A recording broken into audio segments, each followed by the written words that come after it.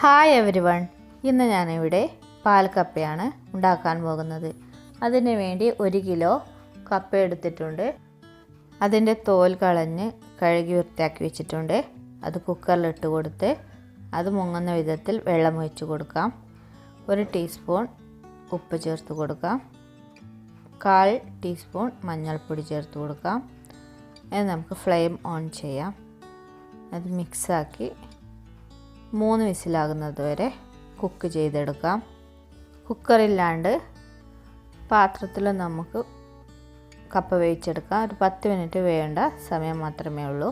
ഇനി നമുക്കൊരു മിക്സിയുടെ ജാറിൽ ഒരു ഫുൾ തേങ്ങ എടുത്ത് ഇട്ട് കൊടുക്കാം.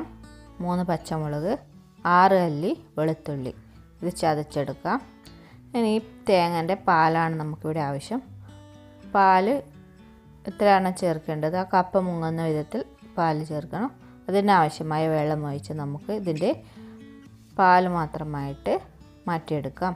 അതിന് വേണ്ടി ഒരു അരിപ്പയിലേക്ക് ഒഴിച്ച് ഇത് തേങ്ങയുടെ പാൽ മാത്രം നമുക്ക് എടുത്ത് മാറ്റി വെക്കാം.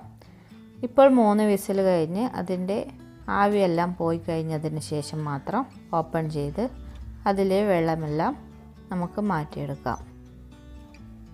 അതിന് ശേഷം ഈ കപ്പ ഒരു തവി വെച്ച് നല്ലവണ്ണം ഉടച്ചെടുക്കാം. നല്ല കപ്പയാണെങ്കിൽ പെട്ടെന്ന് തന്നെ നമുക്ക് ഇത് ഉടച്ചെടുക്കാൻ സാധിക്കും. ഇപ്പോൾ അത് ഉടച്ചു വെച്ചിട്ടുണ്ട്. ഇനി നമ്മൾ നേരത്തെ മാറ്റി വെച്ച തേങ്ങയുടെ പാല് ഇതിലേക്ക് ഒഴിച്ചു കൊടുക്കാം. കപ്പ മുങ്ങുന്ന വിധത്തിൽ തേങ്ങാപ്പാൽ ഒഴിക്കണം. ഇനി നമുക്കത് മിക്സാക്കിയെടുക്കാം. മിക്സാക്കിയതിന് ശേഷം ഫ്ലെയിം ഓൺ ചെയ്ത് ഇത് തിളക്കുമ്പോൾ നമുക്ക് ഫ്ലെയിം ഓഫ് ചെയ്ത് വെക്കാം. ഈ സമയത്ത് നമുക്ക് ഉപ്പ് നോക്കി ആവശ്യത്തിനുള്ള ഉപ്പ് ചേർക്കാവുന്നതാണ്. ഫ്ലെയിം ഓഫ് ചെയ്യുമ്പോൾ കുറച്ച് കട്ടി കുറഞ്ഞിട്ടുണ്ടാവും. കുറച്ച് കഴിയുമ്പോൾ അത് കറക്റ്റ് കൺസിസ്റ്റൻസി ആകുന്നതാണ്.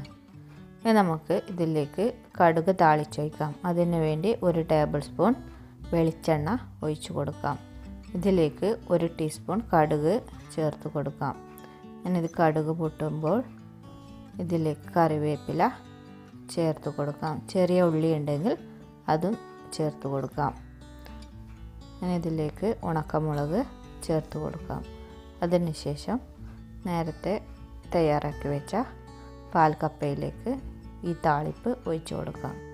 ഇത്രയും സിമ്പിളാണ് പാൽക്കപ്പ ഉണ്ടാക്കുവാൻ വേണ്ടി. എല്ലാവരും തയ്യാറാക്കി നോക്കണം. നല്ല ടേസ്റ്റുള്ള ഒരു വിഭവം തന്നെയാണ്. കപ്പ ഇഷ്ടം ഇല്ലാത്തവർ പോലും ഇങ്ങനെ ഉണ്ടാക്കിയാൽ ഇഷ്ടപ്പെടുന്നതാണ്.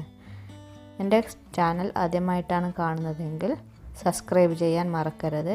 വേറെ ഒരു വീഡിയോയുമായി കാണുന്നവരെ ബൈ.